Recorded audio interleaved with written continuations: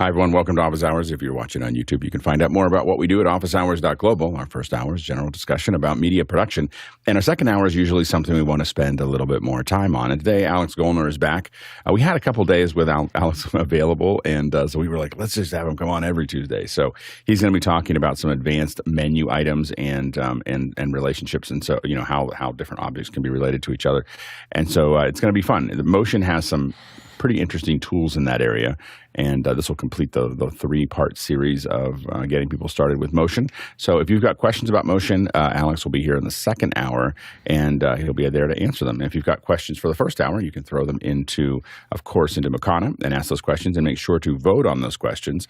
But you can also, of course, use the QR code, and the QR code right here, askofficehours.global. That's askofficehours.global. And let us know what you want to learn. All right, next we'll start with the questions. Mitchell, what do we have? Thank you, Alex. Talalik Lopez Waterman is traveling today and asked, Bluetooth seems the least advanced thing we deal with in our highly technologically advanced lives. Painful device selection, bad audio, etc. How could you imagine this being solved in the future? Courtney? Magic batteries that have a lot more current. I think a lot of the limitations of Bluetooth, especially with audio, are them trying to keep the data rate down and trying to keep the current consumption down. So your earbuds or all the Bluetooth audio devices that run on batteries don't run out of power in about 30 minutes or an hour. So I think that is why the quality isn't as good, because it's always trying to use the least amount of power because they want to use the least amount of batteries to put in your little Bluetooth earbuds. And go ahead, Jeffrey. So the funny thing is that when I moved the computer during the move, the Bluetooth on the computer decided to die.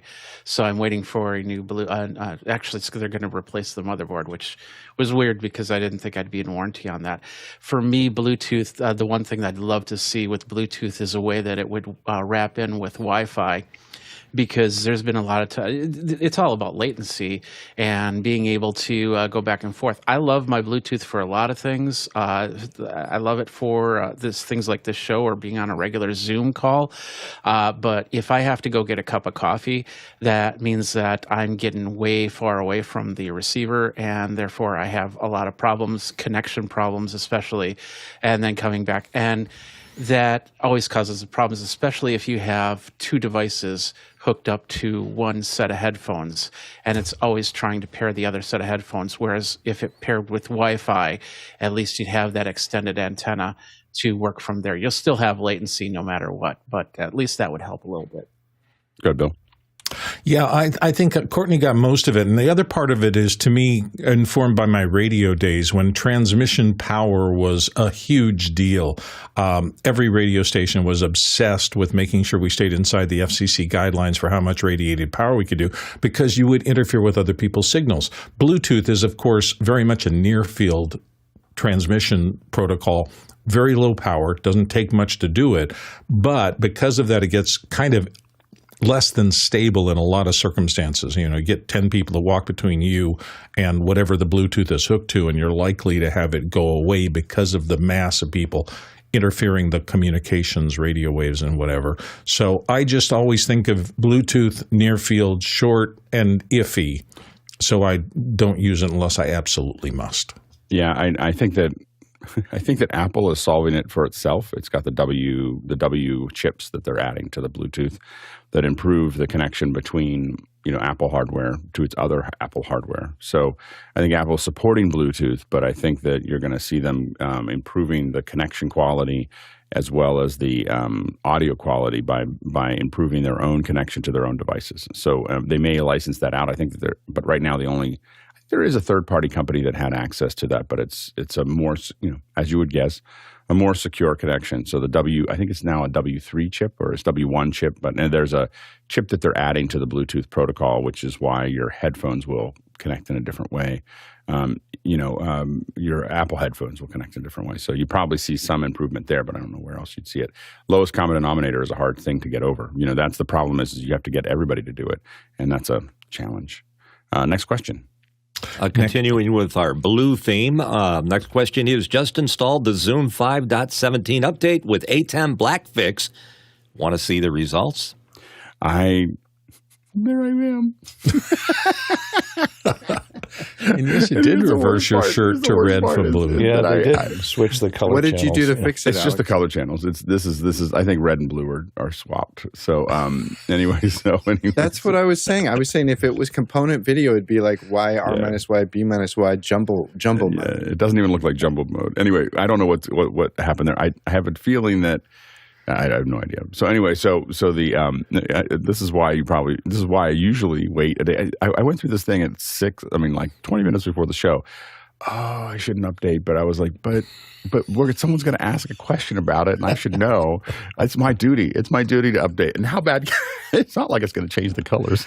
Alex, you should really put that in as your social portrait for next month or two. Yeah. It really looks good. Anyway, so we'd probably hang out if you're using an ATEM switcher. It just seems to work everywhere else, and if you're going through OBS like Chris is, it doesn't bother you. It doesn't. It's some kind of. It's this correction. I think. Oh, good, Chris. So interesting.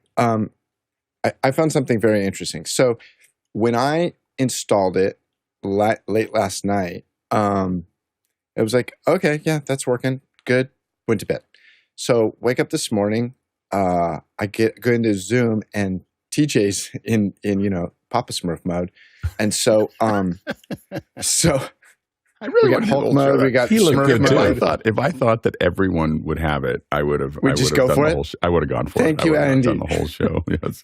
I think it was supposed to be orange so they could do the Wonka as a promo, but it just didn't work that way. Yeah. So it was working, and then TJ said, "Yeah, but are you going through the ATEM?" I'm like, "Oh, actually, good point. I'm not because I'm on a webcam right now." So I checked the output of the ATEM through OBS, and it was like, "No, it's working fine," and it was. But what I discovered on a total side note is that for the last 3 years, I have had my OBS set wrong, and because what I discovered was that ATEM straight to Zoom looked great. ATEM through OBS through Zoom crushed. And I was like, oh. So I kind of jokingly reached out to Andy and I go, hey, buddy, how you doing? Next time you make an output, a new version, can you hit the checkbox that says fix OBS also? Obviously, there's no checkbox. And I said, totally kidding, but I just wanted to let you know, I know you'd be interested. And he said, oh, no, you could fix that in OBS. And I'm like, huh? So for 2.5 years, I've been sitting here with OBS with crushed blacks. There you go. I fixed it. And now it. I just think I thought about it. OBS looks great. I got to fix because I have Zoom ISO and Zoom ISO hasn't been updated, so I just went back to Zoom ISO and so I jumped in and it was fine. But I was thinking while it was blue, if we were all blue, if all of us, the problem is it's not happening on the PC. I don't think is that correct? I think it's not in the new version or whatever. So but I was thinking that it would be there was something really funny about the idea that Courtney would be like, someone would ask a question and Courtney would say, well, that's very Smurfy. It's a Smurfy problem, and you have to do this, but you have to Smurf this over to, that would be great. Be a great day. But probably not for a whole hour, though. Office hours now with extra Smurfishness. Yeah, They keep Papa Smurf, though. Yeah. Did you have anything else you wanted to add, Mitchell? Yeah, I did. I've heard more blue quickly, jokes. Though. We've already. Okay. Thank you. Okay, there we Go ahead. It's all yours. Next question. Adrian Allback from Brisbane, Australia. I saw a hands-on demo, the RGBLink mini switcher steaming console. Is this the Atem Mini alternative? It even has balanced audio inputs. Go ahead, Courtney. Well, on paper, it looks really good, and if you saw it in person, it looks great. It kind of looks like the Atem Mini had a child with the Rodecaster Pro 2 because it steals from both of them and it has kind of the Rodecaster Pro audio section and the Atem Mini video section. It takes four HDMI 2.0 inputs up to 4K, it says. I don't know whether it outputs 4K. It's got two outputs, two HDMI outputs. And but the sad news is it's not priced like the Atem Mini. It's $1,670. So it's a bit pricey. You could get 3 Atem Mini Pros probably for that price, if not 4. So I don't know if it's going to kill it. It'll kill it for those people with deep pockets, let's say. Yeah, I mean, I think that also, there's a lot of ATEM that you can buy for that price. Like, I think you can get a whole 1ME or whatever. Maybe even you're getting close to a 2ME, and you can definitely get an extreme with a bunch of extra little bits and bobs for the same price. So I don't know if it's that competitive. And I will say that I don't think that the software is going to be probably as good. I mean, I'm just going to guess looking at the interface. So, it'll be a little more fiddly. The other thing that you have to kind of understand is you're also in an ecosystem. So nobody's using the switcher, and there's hundreds of thousands of people using the ATEM. So it's just the stability, the number of things built for it, et cetera, will be much different. So I think it's somebody's going to use it, but I don't know how deeply it'll go. Next question. Guy Cochran in Seattle, Washington. What's new with the Blackmagic Camera 8.5 public beta? It looked like I looked at that as it came in, just from the link that you had there, and it does look like they've added more for the streaming. This is for the G2 Studio. So what we have here is I'll just read it off here. The improved. So it's interesting. Improved SDI output latency. I didn't really think about SDI output latency for quite some time, but I was measuring latency through an entire system. I was sending something from the West Coast to the East Coast and then back, and then we're measuring the latency, and I was doing all this work, and I suddenly realized, where is that latency coming from? And I realized there's 35 to 40 milliseconds of latency coming out of the camera from the time it hits the glass to the time it comes out of the SDI. There was a whole frame that was being lost, and I know that doesn't seem like a big deal, but I was like, I'm losing a frame here. So there is SDI latency, and they've improved it. I don't know what that means. We'll test it. Well, if I get a hold of one of these, we'll test it. It adds a media pool file browser, which I don't even know what I would do with. Blackmagic Cloud clip uploads, which is cool. DaVinci Resolve, direct uploads to DaVinci Resolve projects, which is cool. Proxy recording for Blackmagic Raw and ProRes. Secure SRT streaming protocol. So SRT is built into the camera. The ability to update and manage camera via the internet, or Ethernet, not internet, well, maybe internet, but I'd love to see if now we can change the LUTs. So please. REST control API for the remote control, login certification support, network time protocol, So what's interesting about it is that a lot of the updates on this new Broadcast G2 have to do with the remote capabilities of how this camera ties back into the cloud. And I think this is something that we often see with Blackmagic is you see them do something and it doesn't look like it's all going to work yet. Like the cloud came out and we were like, oh, it's getting there, but we're not sure of it. And then they start adding things to it and it starts to really build into the ecosystem. So if you have the G2, it looks like it's going to be, there's a lot of things for you. And for those of us who are hoping to do remote and SRT and other things like that, it looks like it could be really interesting. So we'll keep our eye on it. I just don't think we have a lot of people in our group don't have the camera yet. So that's the challenge. Next question. And it's from Paul Wallace in Hot Springs, Arkansas. The Apple Watch Ultra 2 and Apple Watch Series 9 will no longer be available to order from Apple's website in the U.S. after 3 p.m. Eastern on Thursday, December 21st. In-store inventory will no longer be available. Please comment. Good, Courtney. I believe this relates to the patent infringement suit by Massimo over pulse oximeter readings, reading your blood oxygen level using a infrared diode, because I know Massimo has that patent and has had it for many years. Maybe Apple didn't license it correctly. And so they sued them. Massimo sued Apple, and I think they got a judgment that said they can no longer sell them in the United States with that feature. Now, whether or not Apple may push out, will probably be forced if the patent is upheld and Apple is not successful in overturning it in some method, they may push out an update that just disables that feature in the watch and they don't have to recall them. But they may not sell them anymore with that feature enabled. So until that scuffle in court is settled. And I'm not sure if this includes the ECG, the electrocardiogram feature that is in the newer 2 watches.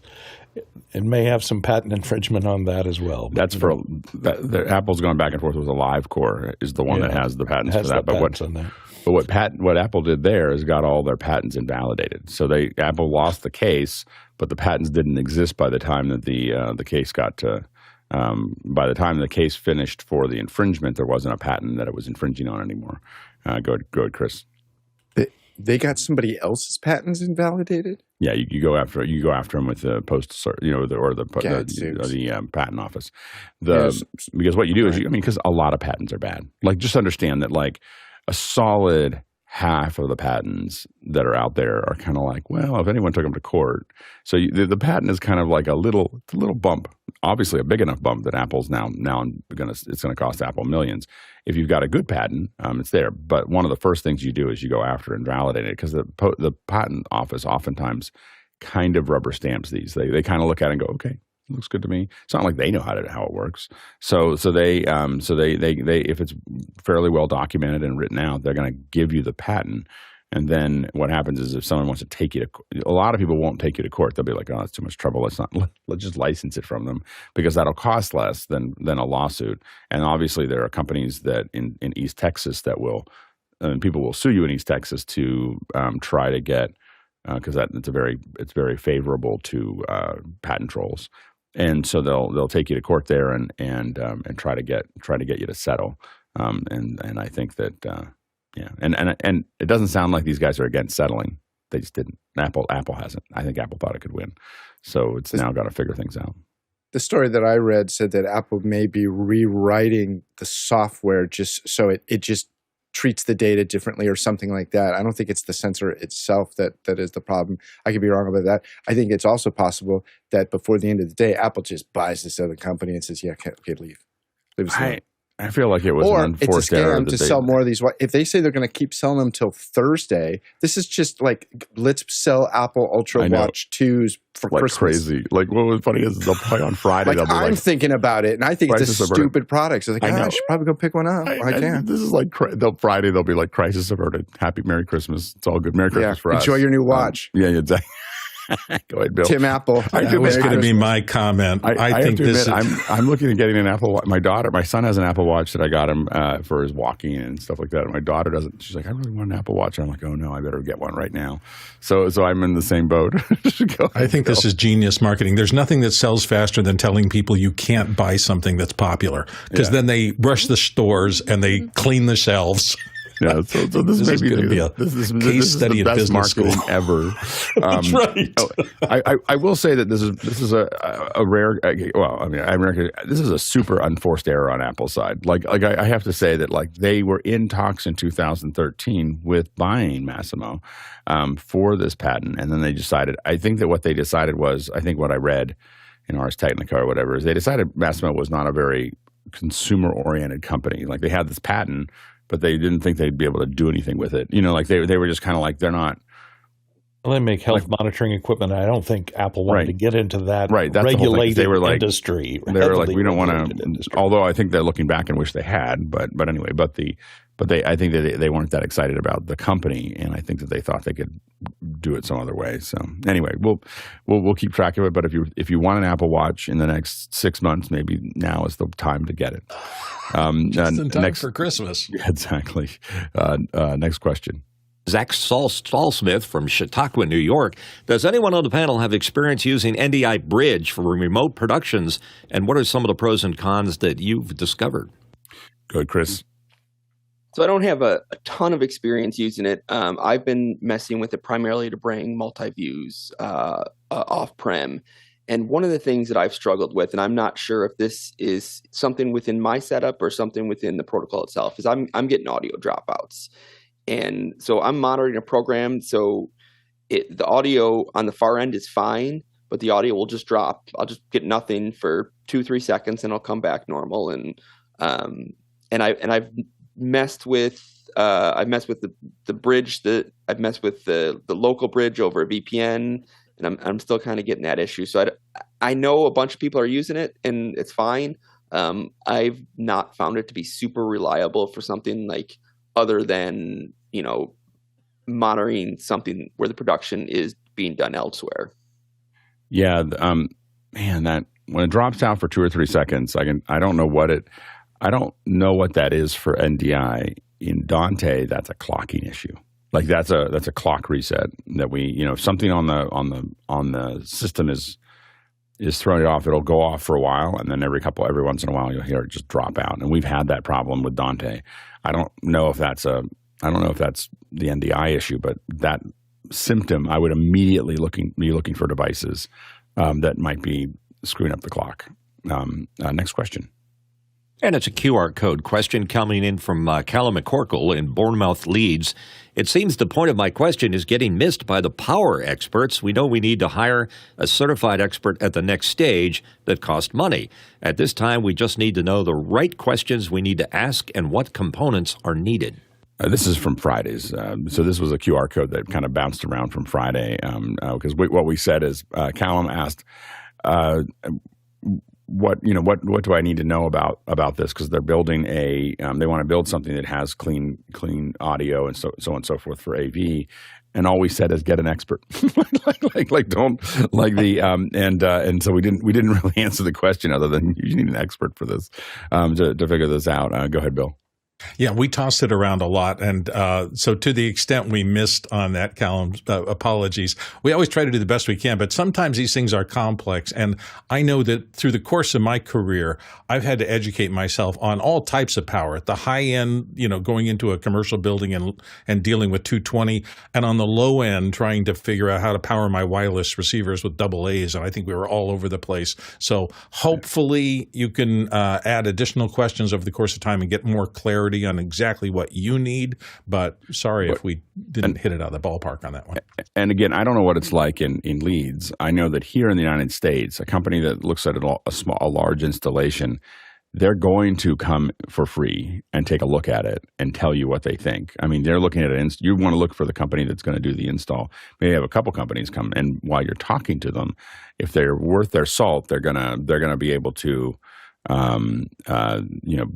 walk you through some of the stuff and talk about what you need and everything else, and you'll learn a lot from that. I learn a lot from every person I come to fix my pool, which happens more often than it should.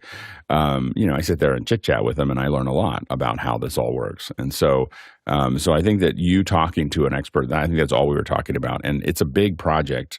And I think the reason that we jump so quickly to that, or the reason I jump so quickly to it, is sometimes people will read a lot and they'll talk to people who aren't the electricians or the infrastructure folks, and then they'll have a bunch of opinions and ideas, and it actually undermines. I find it much better to go, hey, can you look at this? I don't even know. I have no idea what I'm doing. I say this all the time for people who come to work on my house or work on things. I'm like, I don't know what I'm doing. I don't know how this works. And then they start explaining it to me, and oftentimes I get a much better explanation. I don't try to know.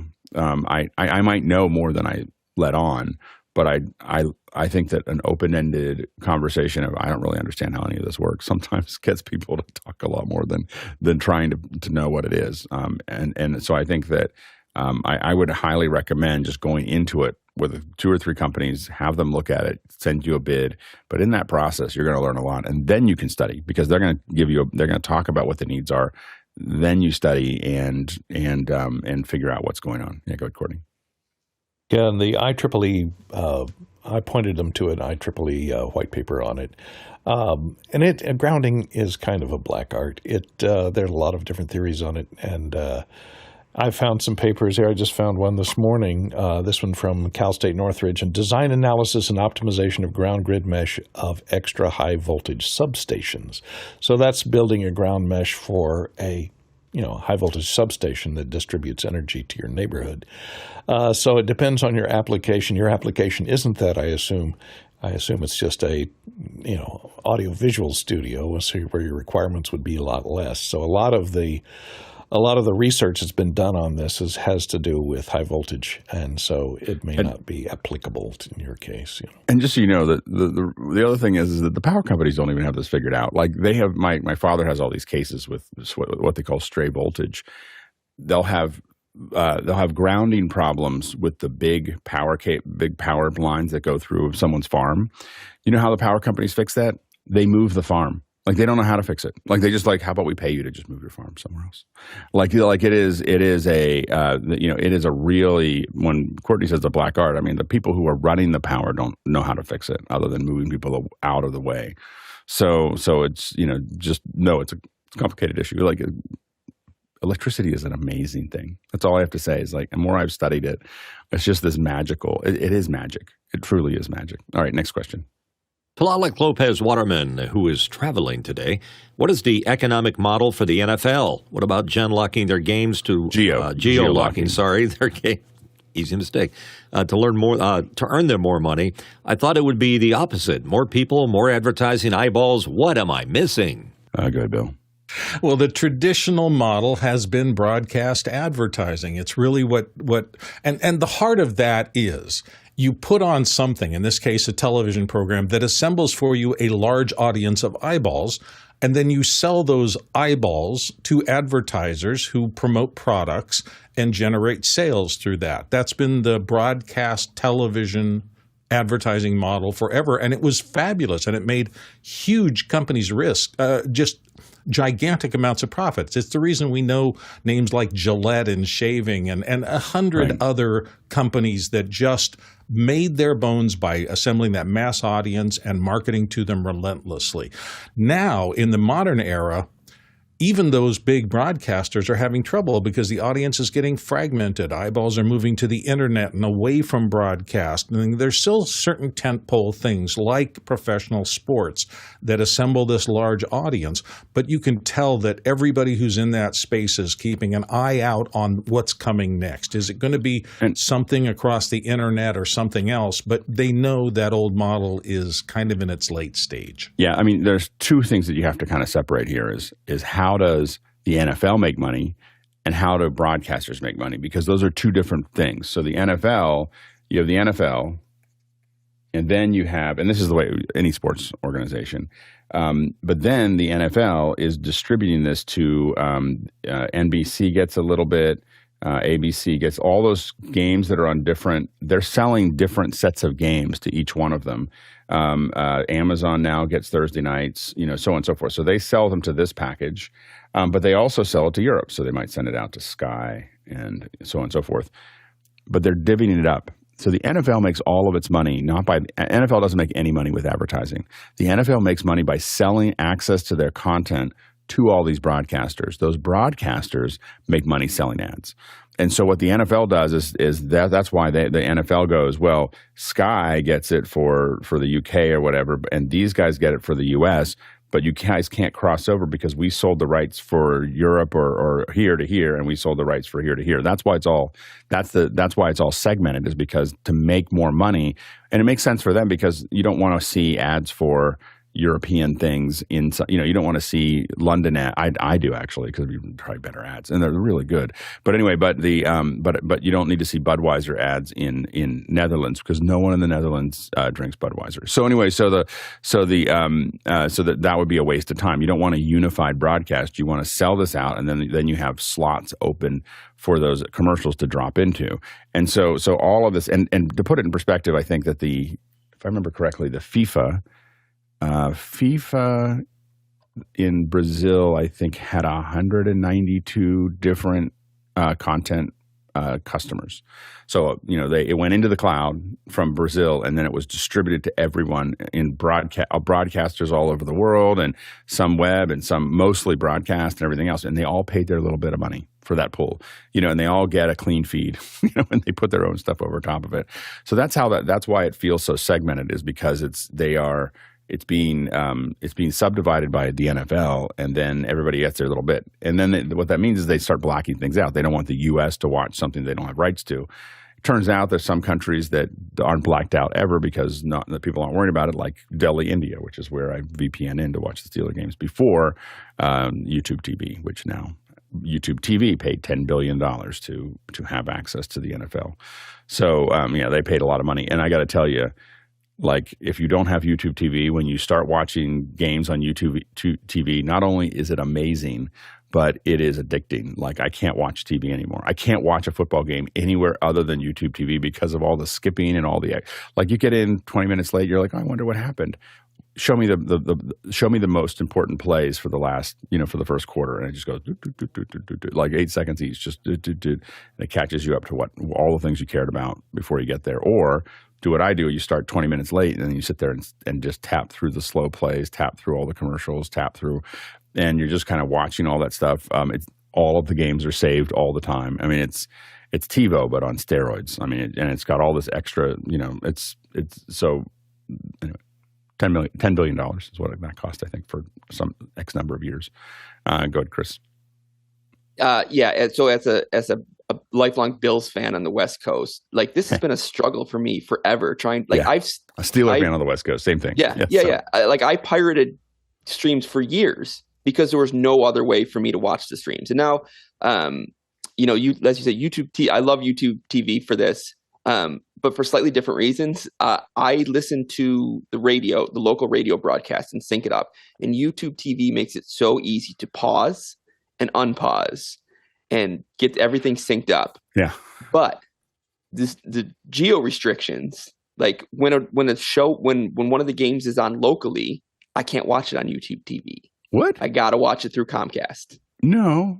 Yeah. Oh, I guess I'm on I watch Steelers, so I don't know, but So like the last couple Bills games that were local, at least in the Northwest, I had to watch them through Comcast, and I had to pause and then unpause, and then it stops unpausing like 4 seconds later, and or watch through Paramount Plus, which doesn't have pause, or VPN, you got to go to somebody in Wichita, Kansas, and just VPN into that.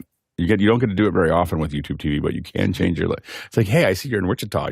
Yes, I'm in Wichita, and then you stay there the whole time. You just have to have a good somebody to manage that for you. Go ahead, Jeffrey. Yeah, what Chris is talking about is you have the affiliate, the local affiliate versus the regular affiliate. And preseason games are just like that. You can't watch them. They're not on the ABC affiliate. They're on the local ABC affiliate. So I had a lot of problems. And I did a lot of VPN when I was in Korea trying to watch the Packer games and watch my college football, my Wisconsin Badgers as well. But the grand scheme of things is the games are a smaller part of the bigger part, and the biggest part of everything for NFL is merchandise. If they can they'll sell more merchandise than they'll get. Yeah, they will. They'll sell before. You might want to check those numbers. They make a lot of money on that. I don't think they make as much money. The reality is, the merchandise is a big part. Somebody's of making money watching, on it, but I don't think the NFL's making money on it. Well, they're not making money, not like the broadcast license. Well, unless they're licensed. Everything's licensed by the NFL. But the bigger thing is when you're talking about geolocating. We'll talk about blackout games. When you had local blackout games, the reason why they were blacked out locally was because the stadium didn't fill the seats. If the stadium was filled out, there was always a chance that TV station got an opportunity to bring that back in. That was back in the day. Nowadays, it's a lot. It's a lot different. Yeah, it's still a case, but there's a lot of other factors that are into play. Like, for instance, Packer fans aren't always in Wisconsin. I went down to Houston and I met a whole bunch of Packer fans. There's always going to be a Steeler bar. There's always going to be a Packer bar. There's always 1,200 somewhere. Bars. Exactly. There was one in Korea, but when it's like 3:00 in the morning, do you really want to go out to a bar and watch I had breakfast in Cambodia watching a Steeler game. Breakfast and a beer. It was an interesting thing. We got to keep moving though. We're trying to beat this one in the ground. We're at 6 minutes. Go ahead, Courtney, real quick. Real quick, the problem is competitive sports is only valuable live. You don't want to do it on demand because it's meaningless because everyone's betting on the games. So they have to schedule multiple games in a day, so they can only carry one game in one region or maybe two games in one region at a time. And so it's a scheduling problem since everything has to be, Sunday night football or Thursday night football. There may be 5 games being played that day. They can only air a small percentage of them. Next question. Joaquin Matus from Imperial Valley, California, asked, looking for a new encoder to use for SRT contribution, currently deciding between the Magewell Ultra Encode AIO, Epiphan Pearl Nano, and the HAA Helo Plus. Only requires sending one 1080p 60 stream. What is the best option between the three? Any hands-on experience? Go ahead, Chris. I don't have hands-on experience, but I think the consensus on all of these is they're all good. And your preferences vary. Like I know Guy likes the Pearl, and I think Jeff Keithley is using the Magewell stuff. I have colleagues that use the Helo, and so I think it really comes down to what your preference is how they work, and if you're using APIs and how their APIs interact. And but all three of those are very, very good at what they do. Yeah, and I know that we were looking at an install for a lot of the Matrox systems as well, and so that might be another option to throw in there. But they're all working well. Next question. David Brady, New York, RFI. Could there be a method of QR code question submission to send an acknowledged receipt? I've been using it a bit more of late, and sometimes I forget what I had asked. Yeah. The issue with that right now is that we're trying to keep it as low maintenance, like as low friction as absolutely possible, and so we're not asking you for your email, so we can't send you a receipt. So we're working on another solution that would let you not only have a receipt but possibly get an invite to Mucana if you wanted it. So that's on its way. So yeah, we are working on fixing that, but we know that's a problem. I guess is what I would say. Next question. QR code submission from Kern in Maine. Is there an app or script to automatically subscribe to the Office Hours YouTube channel as an audio-only podcast? I'll miss the visuals, but my commute will be much safer. I don't know if we have an audio. I mean, I don't think we do right now have an audio-only version of it, but we're working on that. So stay tuned for that. Although I'd probably suggest that you just now, if you want audio, if you're listening to it as a podcast later, if you want to listen to it live, there's a radio app, and if you look at the Discord at the very top with Alex announcements, you'll see a link to the beta for that. So we're beta testing that, so you can listen to it live, and then there's no video there. And we are working on podcast solutions that hopefully will be out early next year. Next question. Pedro G. Gonzalez from Oklahoma City. The Atem Mini only outputs in 1080p. What is your recommendation for something similar but outputs in 4K? Pricing similar to the Atem Mini is preferred. Go ahead, Courtney. I don't think you're going to find anything priced similar to the Atem Mini that does 4K. And the problem is that if you're outputting over USB, USB AVC is 1080p. I don't know if they make a 4K version of that that'll come in over USB. You could probably find something that, if you go up the Atem line to the 4K, you can output 4K over HDMI. But then you would have to find some type of encoder to get it up to a 4K stream live rather than just the webcam, the universal webcam input of most software. Go ahead, Mitchell. Yeah, I agree with Courtney on pricing. You're not going to get more for less as it goes. But I'd take a look at Roland. They have a lot of products, and they've been doing it longer than Blackmagic. Yeah, I think that the first time you get to 4K, at least on the Blackmagic line, is probably the 4K. It just jumps all the way to the 4ME 4K. So it's $9,000. Wow, it's interesting. They got rid of all the things in between. Go ahead, Jeffrey.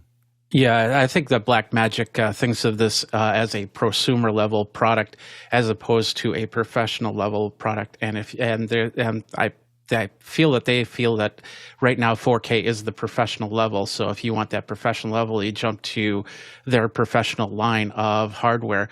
If you want to go 4K, well, there's two ways to do it. One way would be to actually have cameras that have recording ability and are in 4K, and then use a syncing hardware to bring it together and then do the sync afterwards, or to look at some software solutions, because if you bring them into something like a vMix, then you'll be able to go 4K. Of course, the computer that does the vMix. It's not going to be the same price, though. So. Yeah, the computer do you can buy an Atem switcher.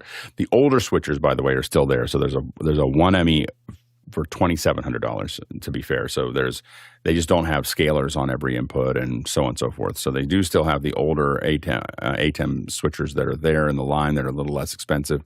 They just don't have scalers on every input. There's a little less inputs and so on and so forth, a little more rigid. So those are there. But if you get vMix that does 4K, by the time you buy the computer, you could have bought another switcher. So if that's all you're using it for, it may not be what you want. Next question. QR code from Sean Johnson in New York. NDI Virtual Input into a Zoom on an M1 Mac, only getting 720, 1080 enabled, and Zoom account getting 1080 with hardware, and on PCs with NDI. Mac NDI only 720. Thoughts? Go ahead, Chris. I'm not a Mac person, but no one else raised their hand. So I had heard somewhere that the virtual webcam on Mac was limited to 720p. I don't know if that's accurate or not. But what I would do is verify that you're actually getting 1080 out of that. So bring that virtual webcam into OBS or Mimo or some other software switcher to verify what the resolution coming out of that NDI webcam is. And if it's 720, then there you have your answer. Next question. Scott Tupper from Livermore, California. Alex uses 5600K in his setup. Is that user preference or specific to camera being used? I've read camera sensors have a color temp sweet spot. Go ahead, Bill. Well, Alex will answer whether that's his preference or not. I will say that the one big difference between 5600 Kelvin and 32, which is the old other standard for tungsten, it was much warmer on the bottom end. So you can color correct either signal to be neutral, but most of the lighting now and most of the cameras are fixed around 5600 now. You see that more often. Mitchell? Yeah, I started daylight, which is real close to that. And then once I've got it all set up properly, I just back it off a little bit so I look like I've been hanging out and getting a tan. Yeah, as far as what the cameras are set for, the cameras really will do just whatever you tell them to do. I don't think that there's really people talk about a sweet spot. I've never seen one that actually made a difference in my production to make that actually happen. So I'm not clear that they really are augmented. There have been some discussions that 56K is better for the camera. The camera will might be a little cleaner at 5600. I haven't seen it myself, but I have read that in the past. And I shoot 5600 because it's just easier to keep everything in one place. And if I have 3200 and I have any windows, then it's a lot of hecticness. So I'd rather I do 5600 because then I don't have to match the lights to Windows. Do you overcome with lighting with the camera sensors? Generally, like Sony cameras tend to favor skin toned, so you have to compensate with your lighting for that, or do you compensate with your LUT? We build LUTs for that, or we color correct it later. But again, for the most part, we've stuck with 5600, and I've shot like 3200 10 times in the last decade. Go ahead, Courtney. Yeah, I think the way that the cameras are constructed, they can pretty much handle either color temperature without necessarily a sweet spot. They're more sensitive. They have more green pickups usually. Sensor sites are double the number of green as opposed to red and blue. But I think originally this problem, the 5600, came out of the fact that CFL backlight LCD monitors, which you're looking at this on, which everyone was looking at this on, are much more happy with 5600 coming in. If you color correct them to tungsten, the blue gets very narrow range in those little LCD shutters that are in there. And you have much more color skew if you get off axis. So it was a problem back then.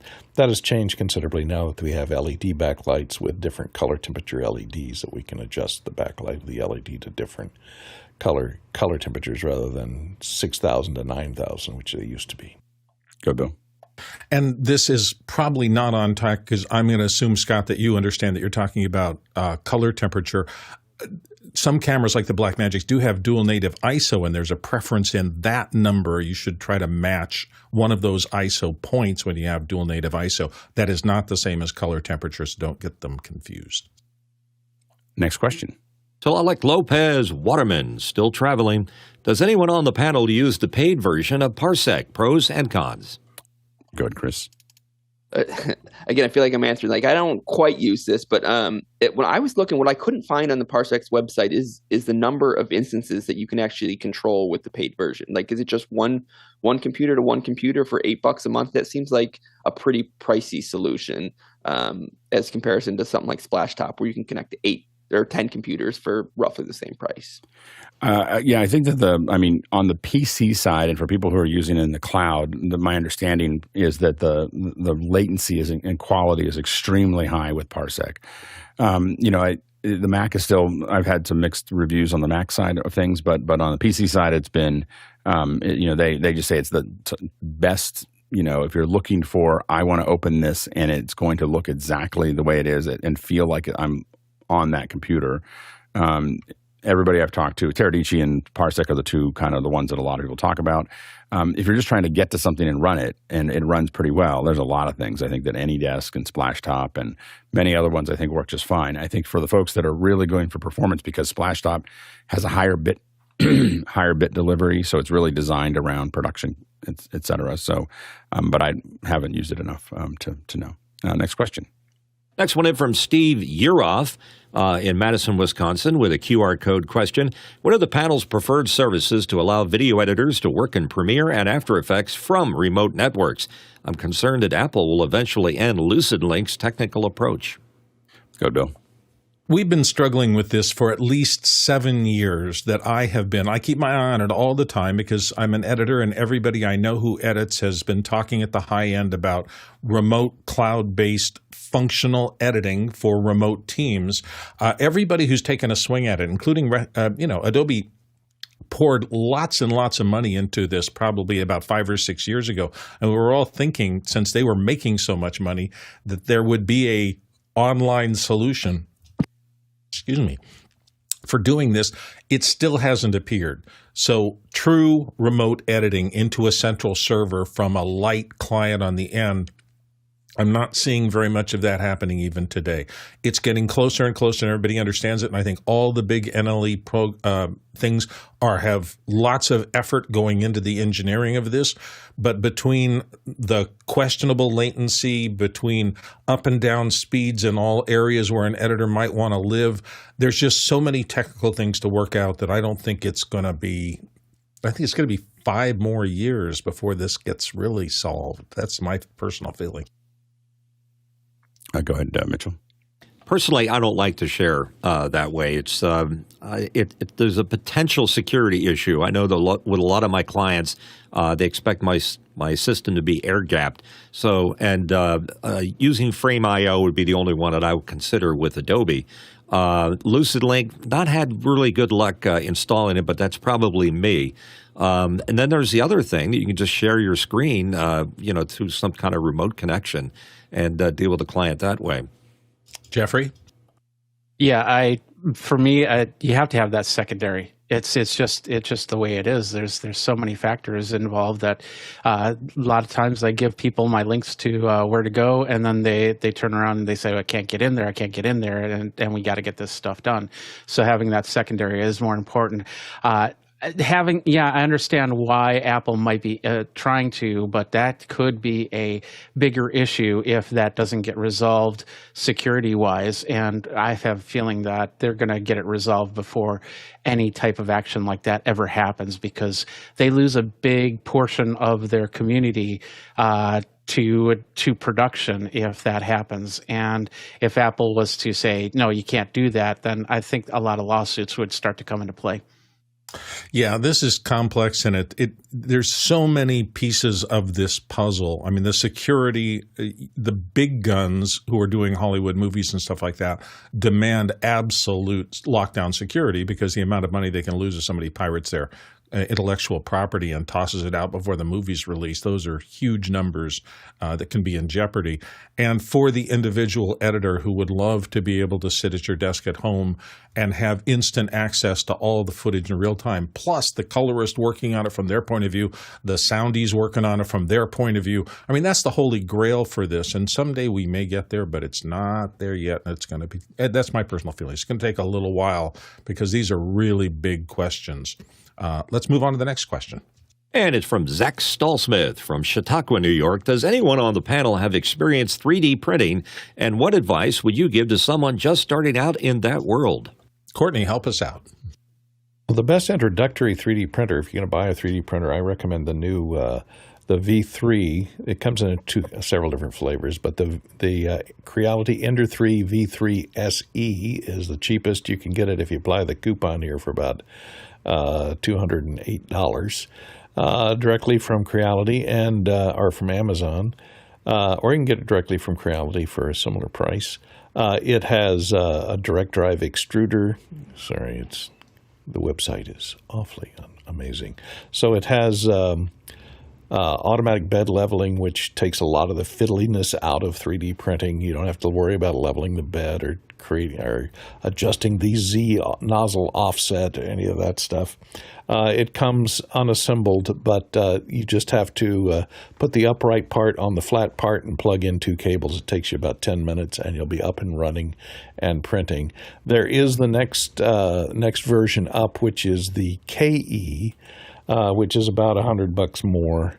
It uses Clipper instead of the Marlin software board. So the firmware is different on this one. Same printing size, same ease of setup. Difference is this one and the KE also includes networking, and it's about twice as fast as the SE for an extra $100. But either one of those are great starting machines. The SE Ender 3 V3 SE. Make sure you get the V3 because they still sell the V1, the V2, and several other flavors of the Ender 3, so don't be confused. Okay. Thank you, Courtney. Let's move to the next question. And it's a QR code question coming from Kevin Piercy in Bracknell, UK.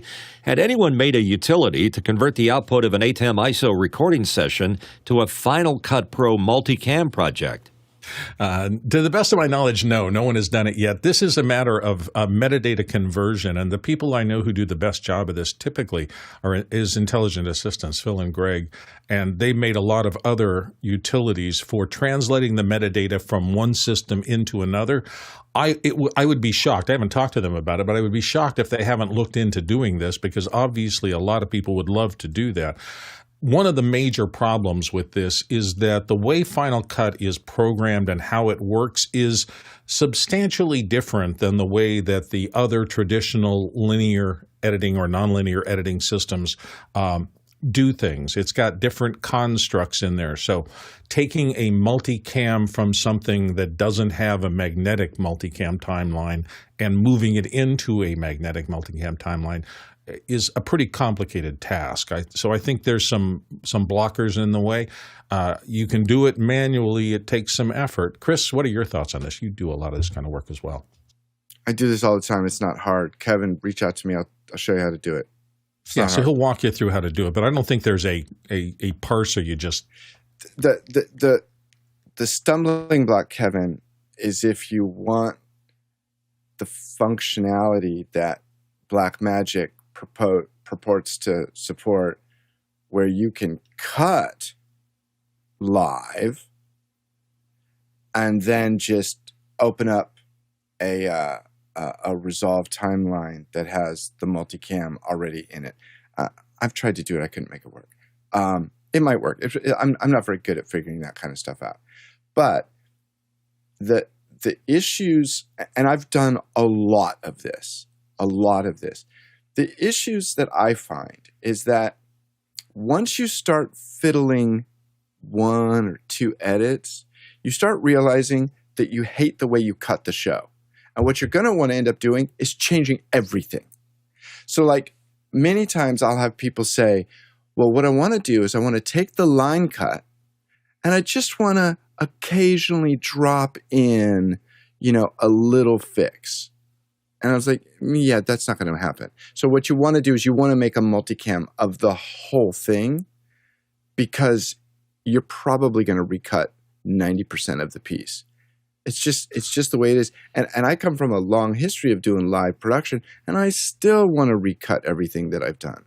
So and one of the best things off about just loading it into multicam and cutting the piece. You can do it at 2x speed, remember? Yeah, I do that as overcuts all the time. If somebody else has edited something in another program, I just bring in their cut and execute it in Final Cut because I want the tools that Final Cut gives me.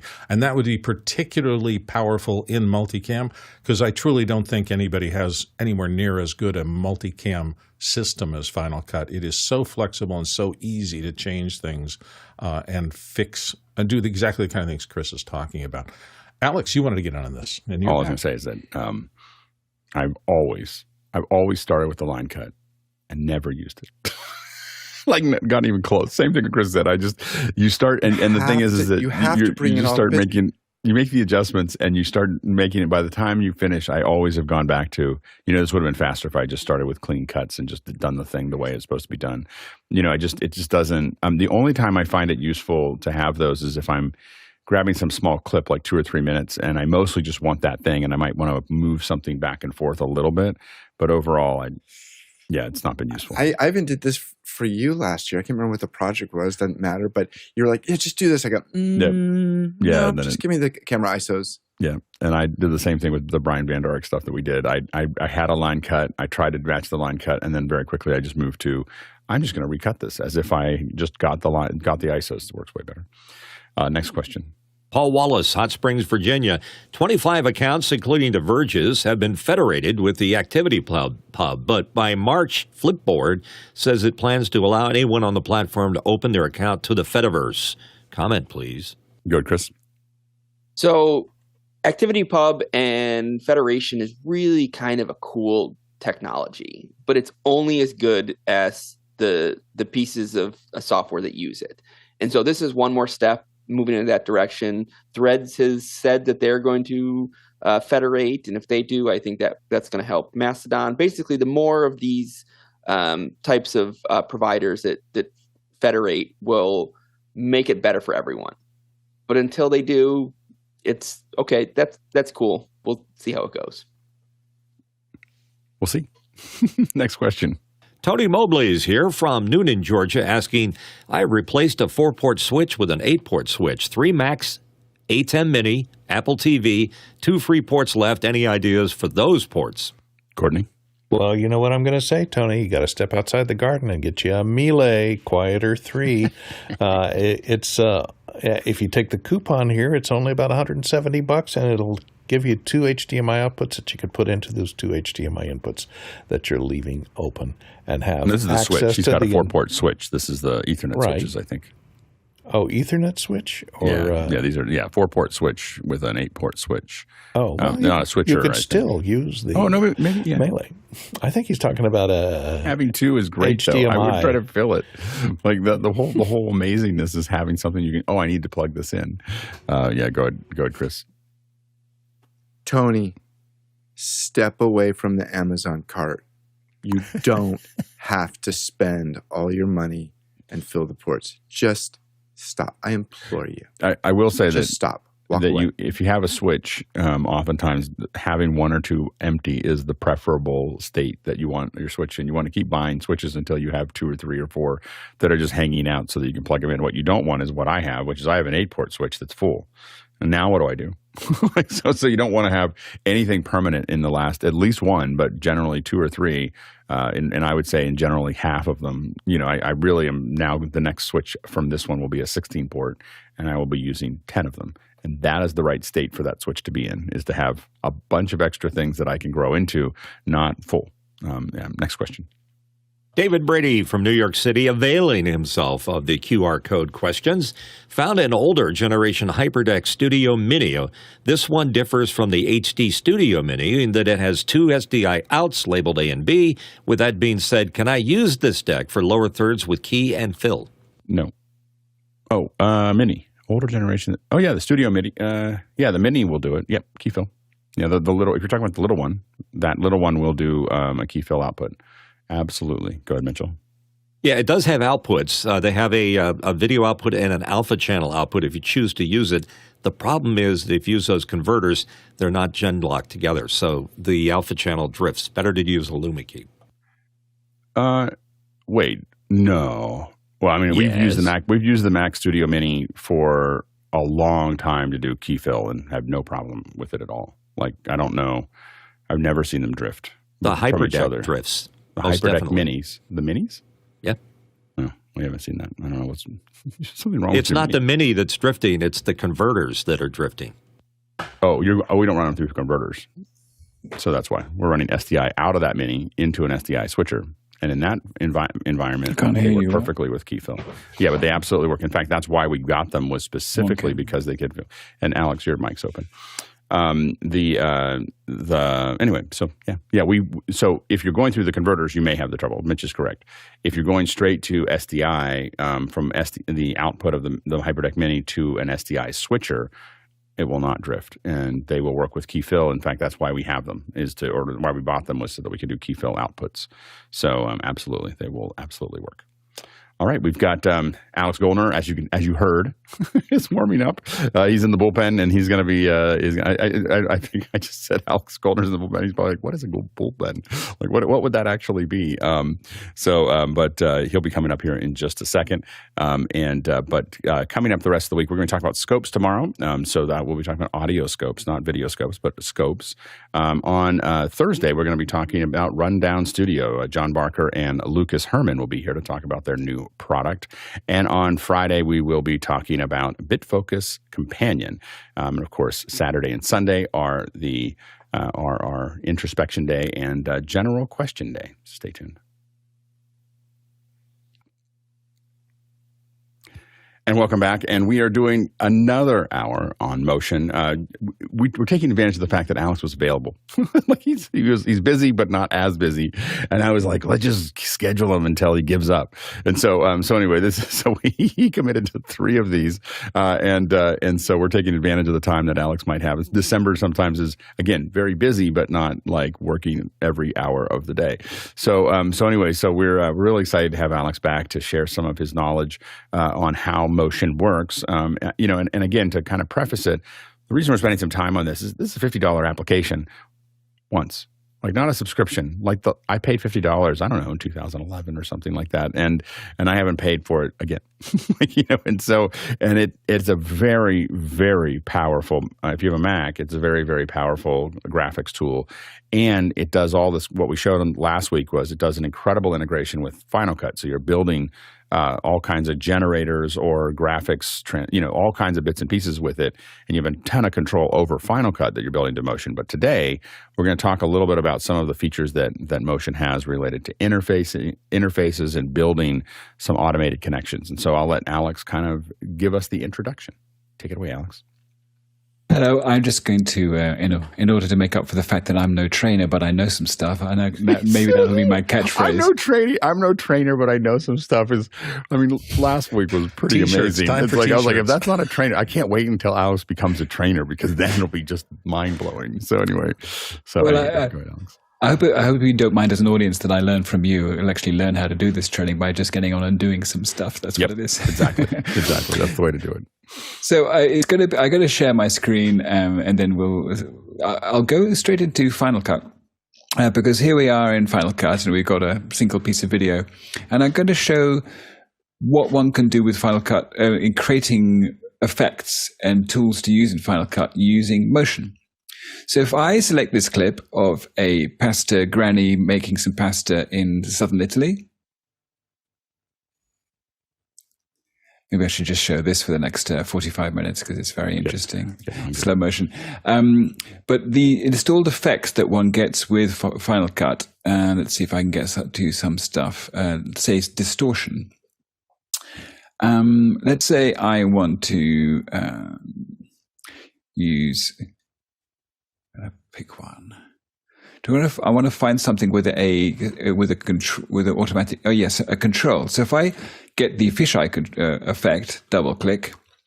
It's a rather unkind thing to do to an old lady's fingers, but essentially you can see there's a fisheye effect going around here, and you can see there's a distortion around the center point, and you can see.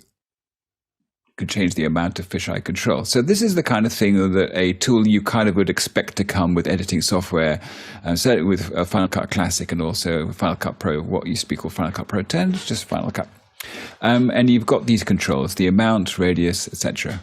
Now, these were all made or are available in Motion first and then converted so they can be used in Final Cut. So what I'm going to do is initially show you how, this on-screen control, if I drag this to the left and right, you can see that the value of the center coordinate under which this is operating changes as we move around. Like that. You can see these controls. And then we've also got these kind of controls. Now, what I can do is, I'll switch to Motion.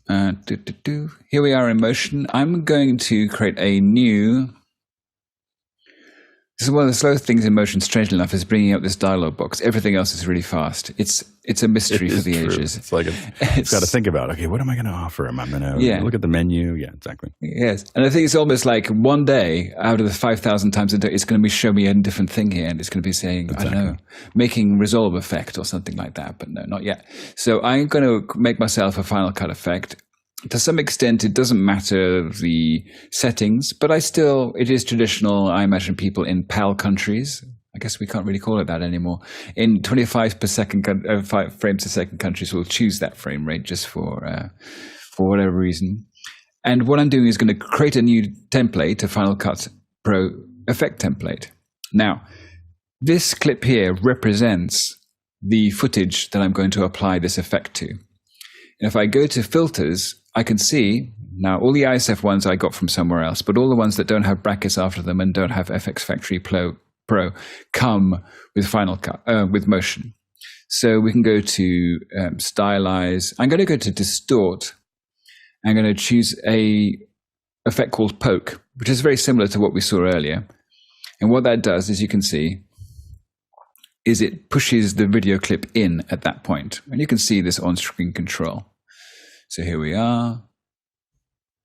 And also it does this kind of stuff at the end.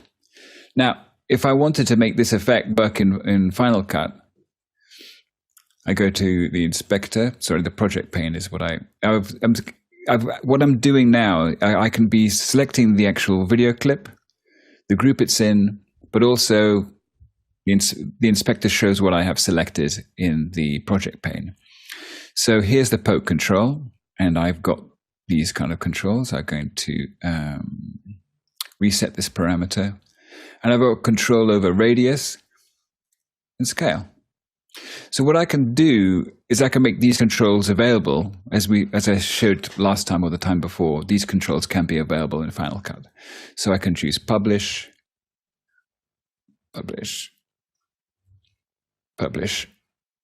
and also I could say publish OSC, and that stands for on-screen control, which means that this thing will be available in Final Cut.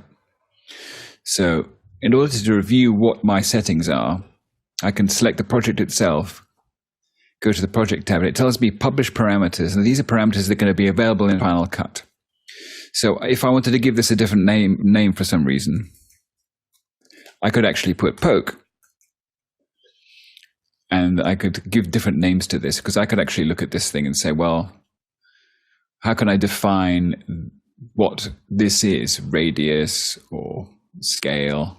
They seem to be quite similar things. So I'm not going to give them different names, but I can give these names different parameters if I want. Sorry, not here. This is the poke effect. Sorry, filter. But here in the publish parameters, yeah. And one thing that I don't know if we're going to get into today, but I think that it's important, is that right now, mostly what we've shown is I have a plug-in here, a filter, and I'm publishing some parameters. But you could have a whole group of filters, right? You could have you could stack up multiple filters into this and publish just parts of those filters to deliver to Final Cut. Oh yes, absolutely. So what I should do in a minute is basically building a new filter. You're building a new filter that's a combination of other filters and only showing the sliders that matter to the Final Cut user. Absolutely. So what I'll do is I'll reset this parameter and just choose Save As, and I'll pick a category, because there's so many of these effects. It's a good idea to give it a category, so it's not everything is in alphabetical order. So I'm going to pick any good. It's going to be special. So let's say special, and I'm going to call it official, as in office hours. So we'll just call it official, and I choose publish. Now, it puts the actual template in the correct place. Let's, for now, not know where that is. It doesn't particularly matter, because I can switch straight back to Final Cut. And I can select my clip. Now I go down to what those categories are called. And if I go to Special, I got a new effect called Official. So I drag it on here. And what I should do is turn the fisheye off, because otherwise it's going to go completely crazy. I just deleted it up here. And now when I select Official and select the actual effect in the inspector, the control for poke is now available. So I can do this kind of thing. And you can see the values change up here and radius of the poke like that. So this is something I just made because it's called Official, because I just made that up. So this is like a totally normal effect. I can over time keyframe these values. So I could say, okay, I want it to start with a keyframe here. Or maybe actually I can do it. I can select this. And one of the things I think is really interesting here is that as you're watching this, you know, I have to admit that before talking to Alex, and at some point, I don't remember exactly when we were talking about it, I didn't have any sense that I thought of the publishing as graphics, you know, because I mostly use it for lower thirds, or I use it for some graphic or something like that. And I admit that I didn't use it that much. The fact that it applies to the whole layer below it is, and will it apply to multiple layers, or will it only apply to the single layer that's there? Well, if it's an effect, it'll apply to the video clip, the clip that you applied it to. If it's a title, you can make it so it applies to everything is composited together below the title and then sent to the effect. So if could the title also do this effect? Absolutely, in exactly the same way. So what I can do is I'll go back to Motion, create a new thing, and then we wait 20 minutes for the dialog box to come up. I think it's because you have so many. I think that's why it's taking so long. No, I think it's loading. I think it's loading it with a preview in all of those. I think it's because it's that list that's making it long. Anyway, that is true. I do have quite a lot. You have a lot. Yeah, I think that's what's slowing it down. Those are categories in each of those. You're wondering, once Motion's open, mine loads really fast. Like I was like, why is this taking so long? Because usually it's really fast. Motion does take a while to come up, but once it's up, it's usually really fast. And I was like, why is this taking so long? And I looked at that list and I was like, that's why. It's the long list for it to look at. So what we have here is that this drop zone, this looks exactly like the one that we saw earlier, namely the video clip one is applied the effect to. Right. This placeholder represents the background. In other words, all the clips that are below the title, every single one of them. So what I can do, for instance, is I can say, to the title background, go to Filters, Distortion, Poke, and then I can add this. I can publish this. So I go publish, and the toy, namely the on-screen control. And now that's applied to the background. So that when I'm going to choose Save. This time, the categories are different in the titles list, so I do have some other different ones. So I do have one for office hours, and I put and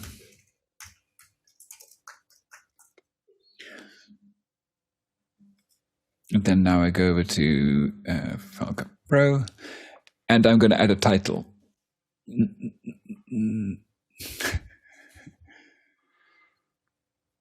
So that was called Official Title.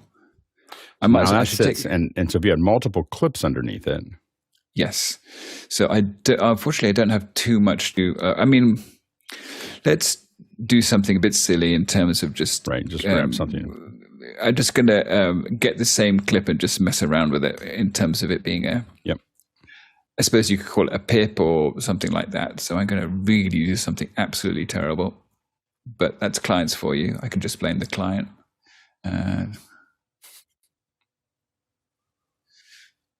Let's say I'm putting the clip over here. It's a different part. I'm doing a very cheap picture-in-picture. Now, what I should do, this is the clip normally.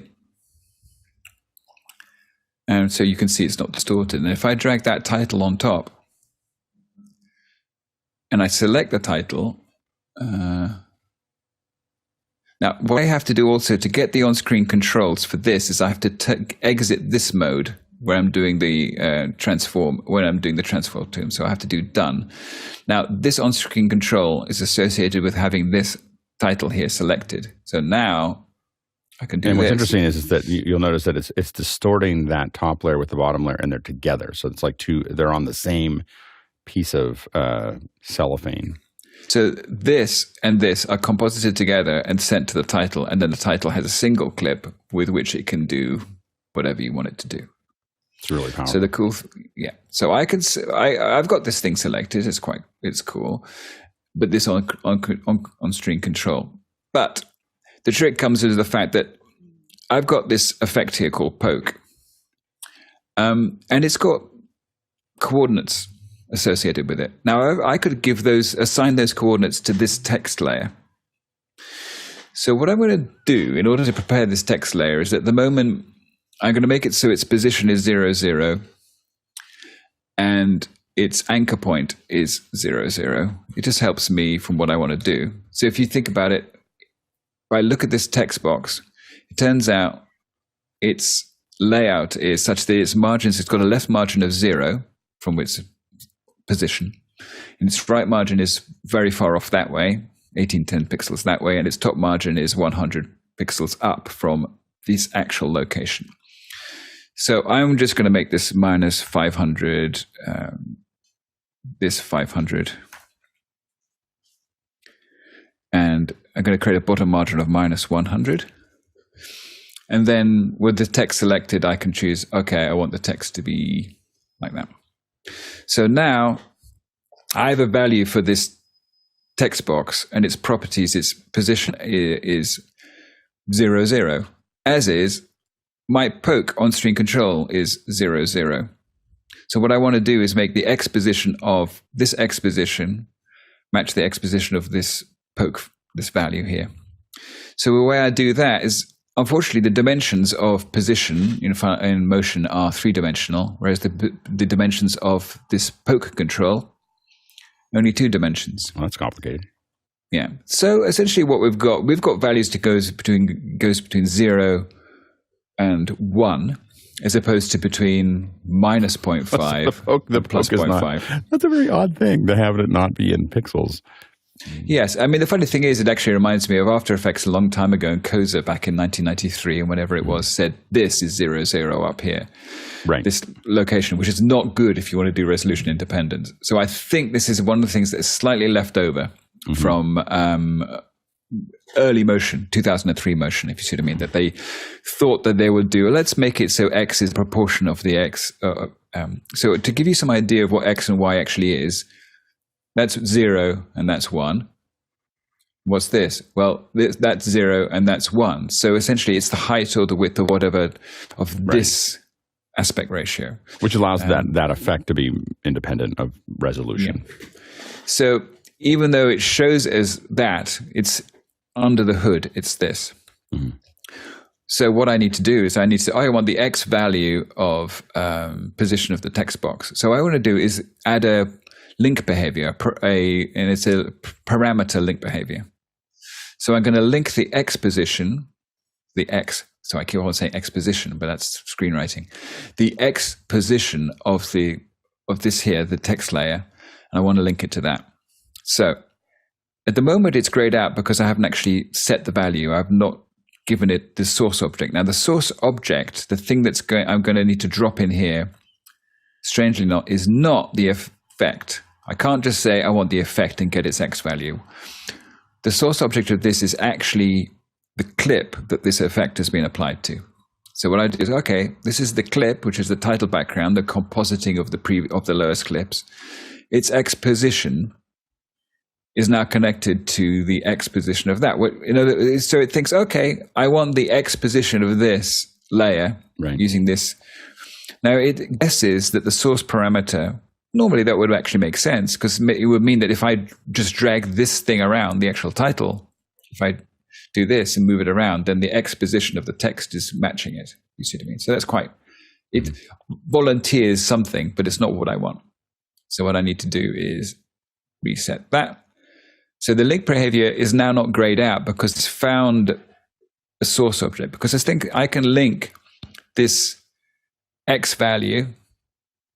It's got the little cog next to it there. I can link it to lots of different aspects of this. I can link it to the scale, the shear, the blending, and loads of other possibilities. And that's allows for a lot of power in future.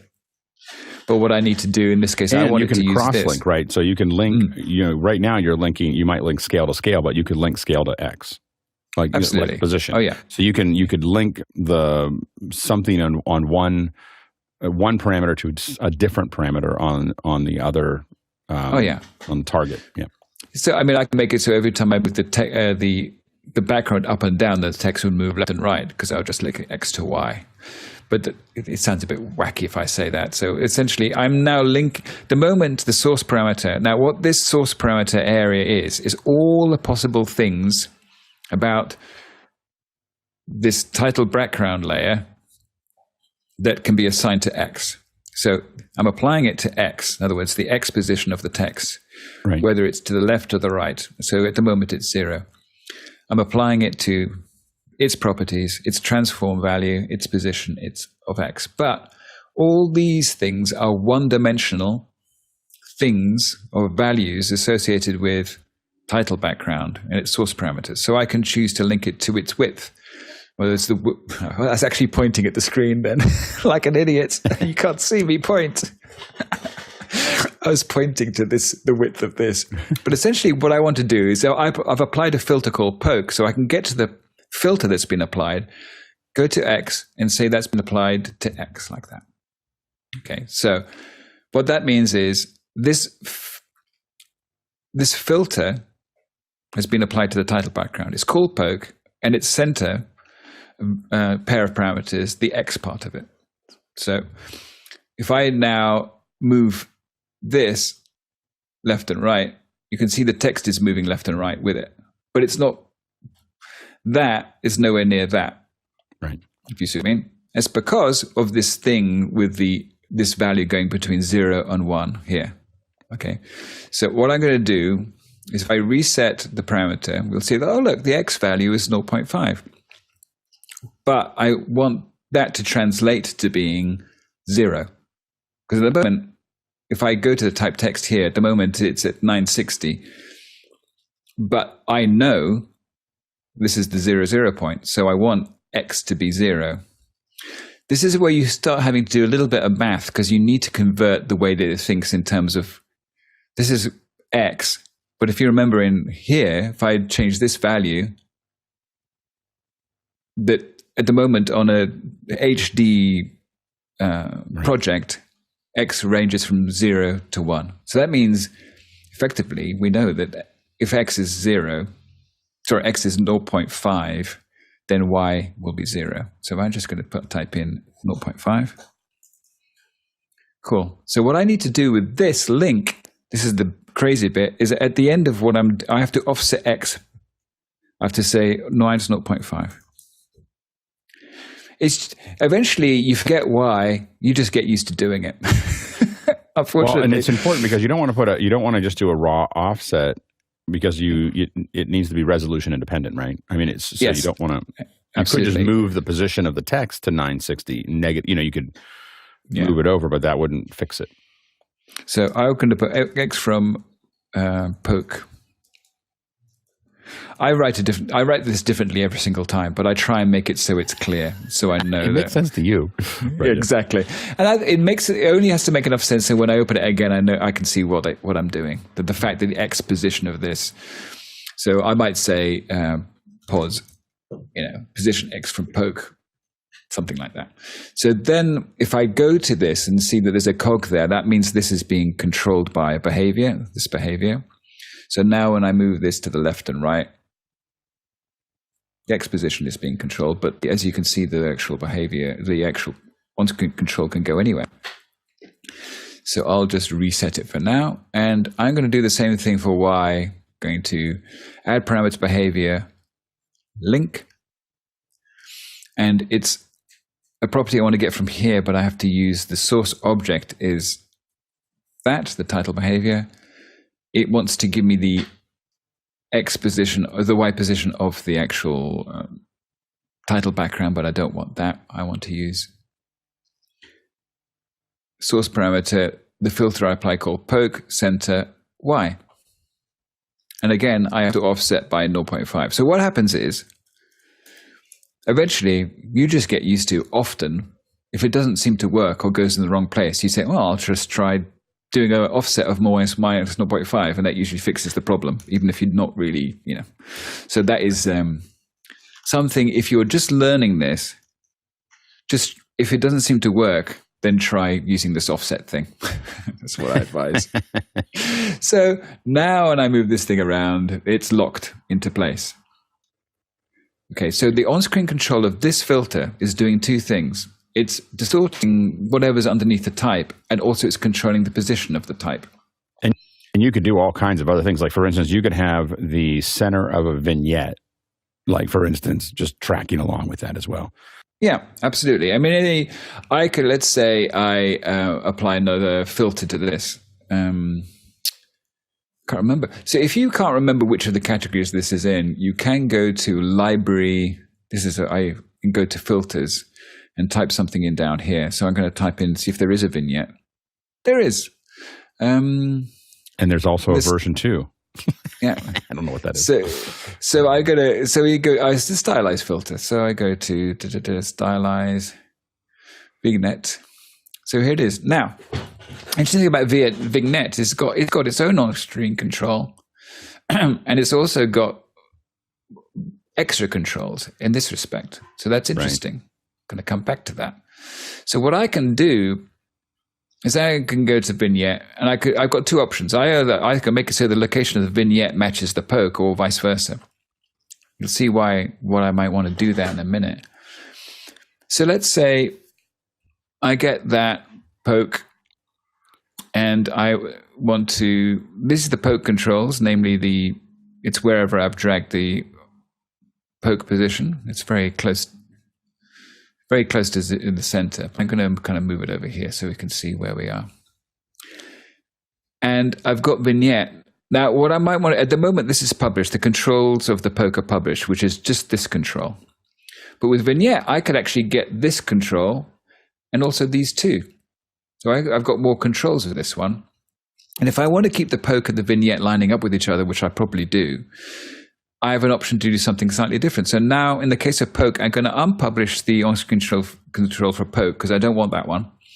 I want the more advanced and more interesting on-screen control for vignette. Now, why is it more advanced? Well, because it's got the other. Got some more extra control. Now, all that is doing is changing these two values up here, size and fall off like this. That's all it's doing. The rest is that it's adding these other controls aren't controlled by the on-screen control. You could connect those to the radius and scale or the poke or whatever. I mean, you could. Yes. So the idea is that I can now. So we'll do this, and we'll do something. We'll start off with that. So if I go to the project here and have and see what's published, I still have the center of the poke published and its radius and scale. So let's not publish the center because it's going to be controlled by something else. So I won't be able to actually change this in Final Cut because a different on-screen control is going to be controlling it. So I'm going to unpublish that one. But now, because I'm doing more, I'm going to have to call this poke radius because we're now messing about more and adding more bits and pieces. So that's fine. I can still have these controls are going to be available. But I want vignette to be the control that I use. So vignette, I've got these controls and all that kind of stuff. I've published the on-screen control, which means that this will be published as I move this around, you can see the center of control. So I might as well publish this. So I go back here. This is the center of the whole thing. It's going to be the vignette, but it's also going to be the center of the poke. Right. So I might as well put that up here. And just to remind you, I can put a location maybe or something like that. So that's the vignette. I've got the vignette selected. Now, what I need to do now is I need to make so that the poke, this control here, is controlled by the vignette control. So I go to vignette, and I see that this value here, I want this value to be assigned to the location of the poke. So I want these two values to be the same. I want this to be linked to that. Okay. But luckily for us, they both have the same ranges, right? So this goes from 0 to 1 because it's the same, and these go 0 to 1, and so do these. The same kind of thing, if you see what I mean. Right. So I can get this and say add parameter behavior link. So this is going to be applied to the center of the vignette, and I want to get that one. So that a filter has been applied to title background. So I drag title background into here. And then the source parameter I'm looking for is the filter poke center all. So it's both dimensions. So now, when I move the vignette control around, oh, it's not working. Because I did it the wrong way around. Like an idiot. And I did it on purpose to teach you all a lesson, including teaching myself a lesson, not to make mistakes like that. It's very easy to make mistakes like that, but the advantage is you can change them in a minute. So essentially, I'm now moving the poke control around. Here it is, which is connected to the text control. That's fine. And as you can see, the vignette is moving with it, which is really cool. So you can see the vignettes there. I'm going to make it a little bit more obvious. Darken. But of course, I linked it the wrong way around, like a fool. But luckily, I haven't named it yet, so it's all fine. So what I'm going to do, this parameter behavior has been applied to the vignette. Right. So I can just switch this around to actually say I want the center. It has to be applied to the poke. And it comes from the vignette controls because essentially it's the better OS on-screen control from the vignette that I want. So I'm going to choose filters, vignette, center, all. It looks almost exactly the same, but the advantage is so I can do this moves with it. So just to confirm this is all working properly, I'm going to reset this. And I'm going to publish a little bit more of these controls. So let's say we've got the size and fall off are controlled by this, but it's still good to control these, to publish these things in case people want to have specific values. So I publish the size of the vignette, the fall off of the vignette, the blur of the vignette, etc., darken, and the saturation. So I go here and I've got all this stuff, but I can say, okay, I can change this to the. Now I'm going to have to copy and paste vignette in a minute because otherwise I'm going to have to type it too many times, and I'm not a great typer. So I'm going to vignette, vignette fall off, and then I can actually now. This amount of type that's visible here is based on how narrow the inspector can be in Final Cut. So you might have to, it's a good idea to edit your parameter name so that they fit into the space. But the word amount doesn't really matter in this case. Now, that's if you want to associate these things with the vignette. It doesn't really matter, but you might want to do this kind of thing in terms of explaining. And as you can see, if you make it so narrow, but this is more about kind of tidying up your controls before sending them off to to Final Cut. So I choose Save and go over to Final Cut.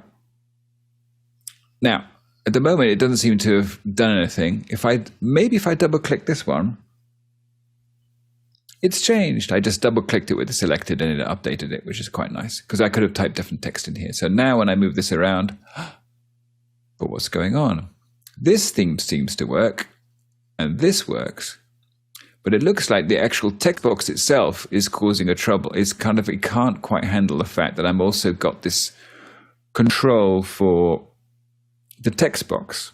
Okay, so it looks like the text box is having a problem with when it's in Final Cut, which is different for when I'm in motion. Unless I didn't check it before. No, I did check it before. Yeah, this is fine. So it turns out that because this text box is editable in Final Cut, that means you can change the margins and you can move the box around in Final Cut. That means it has problems with the on-screen controls that kind of overlaying each other. So as you can see here, it wants to move the position of the text box, but that's also being controlled by the poke filter, etc. So there's they're clashing over this is the problem. So what I need to do in motion is I have to uncheck editable in FCP and then maybe make this text pub editable, because you might want to change the text, and then choose a couple of parameters. So make it editable in FCP, but not editable in FCP. Exactly. So then you actually have this stuff down here. It appears in that as before. So you're taking away basically when you say not editable in FCP, you're taking away the on-screen control, but you're putting the parameters in so you can still fix it if you need to. Exactly. So thank you. Because essentially we've got this format tab. It's quite similar to what you see as the text formatting tab in the inspector. So I'm over here and I double click. So now it still doesn't work. It's a mystery. And okay, this is what I think I need to kind of double click it again to kind of apply. Okay, sometimes it didn't like the fact that I had the same one, so I'm just going to cheat and add another one on top. So now, when I go to the text tab, I have no control over it, and I can move stuff around. Yeah. So what you're seeing is, a couple different filters interacting with each other in a creative way, and then apply and then sent out. But the key is when you're in Final Cut, even if you're willing, this could be something that you do for other people, and this is how Motion, FX Factory, a lot of their stuff is all built this way, right? So you can build it for other people to use and have kind of a complex interaction. But it also means that you only have to figure this out once. You can go in there and go, I want an effect that I want to use a lot for my content. I'm going to sit in Motion. I'm going to figure this all out. I'm going to build all this stuff up, and then I'm going to turn a bunch of stuff off so I don't have to think about it. And I'm going to put it into Final Cut, and now I'm just able to just kind of do and just apply it and grab the parameters that I want. And again, it also means that a Final Cut editor doesn't need to be a Motion expert to put together something that, the Motion expert puts that together, hands it to the Final Cut editor, and off they go. Yeah, absolutely. So what I'm going to next thing I'll say, and then I'll open up for questions because I've been talking for we've got a too couple long. questions. Yep. I'll just quickly talk about this fact that, okay, let's say we're kind of happy with this, although I don't know why you would be, but it's just what I've ended up with. But the good thing about Vignette is you can blur, and you can see there's a slight blur, but it's not very strong. But so in Motion, as well as going to the end of these sliders, you can drag upwards to go much stronger in a certain direction. Right. So this is true in general in lots of effects in Final Cut, is the fact this goes up to 16, but it can go up to... And can you define that slider? 400? Well, not here. So what I need to do is create a new widget, which I then publish. So I'm going to show you how to do that. And then it's over to questions and then maybe more stuff. So excellent. If I go to the project and I see I've got this vignette blur and the range is between 0 and 16, even though I can do that, I want to change this range. So first thing, I can't use the slider. This is not as straightforward as what we'd like, of course, is to control click and say set range. That's what you like. Yes. But that's not how it works. But what you can do is you get a control, make your own slider that can control this value, but it can also control a whole lot of other values as well, which is very interesting because instead of talking about blur, we can say moodiness or intensity or, in other words, more conceptual stuff, which is, I think, quite powerful. So I'm going to unpublish this because I don't want this to be available in Final Cut, this control. And I go to Vignette itself and I go to wherever I can even blur amount. And I want to make put this onto a new slider. So I got this parameter here, which is not published anymore. And I go add to rig. Now a rig is a collection of widgets. So I'm going to add it to a new slider. And I'm going to call this moodiness. Okay, so I can call it whatever I want. And this is where I can put my range in. And my range can be quite small. So let's say for moodiness range from 1 to 20. Okay, so what that means is if I drag from 0 to 20, so I've already set my range, from 0 to 20. If I put I could put -10, -5 in here, and then this value would be from -2, like that. let's say I want it still to be 0 to 20 is moodiness. And then what happens is I've got this slider here is I'm now controlling the title vignette's blur value. So when it's not moody at all, I want the blur to be 0, like that. So what I'm doing is I'm controlling this part of the slider, the 0 value. And up here, when I click this snapshot, it's called a snapshot for some strange reason, let's not go into it. We're at 20, but I want this to be, let's try 500. No. I'm changing the wrong thing yet again, because of course the range of the slider is 20. I need to change this value. So I click this snapshot. I want it to be higher than 16, and then I can drag upwards here and say I want it to be 400. You can see how the arrow that was there is almost completely gone. I'm just going to make it clearer this way. And change the darkness. So if I go to moodiness, when we're at 0, I can control the blurriness to be 0. When we're at 400, I can say I want I'll change it around. I'll change that again. When we set the moodiness to 20, the value for the blur is 400. Okay, so my definition of moodiness is... And that slider could control multiple attributes? Yes. So what I can do is, say, for example, the value of poke. Let's say what I can do is unpublish that, and whatever this thing, let's say that makes it more moody if it's higher or lower. No, I mean, I can be perverse and say, let's say, what's the highest value of scale? It's 1. So what I can do is I can get this value and say add to rig. Now, instead of creating a new rig, I've got a rig and I've got one called moodiness.